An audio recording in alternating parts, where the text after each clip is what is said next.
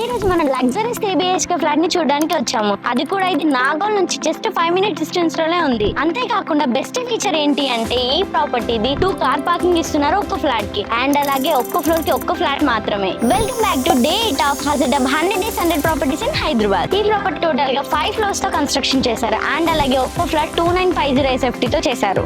ఇప్పుడు మనం ఫ్లాట్ చూడడానికి వెళ్దాం రండి.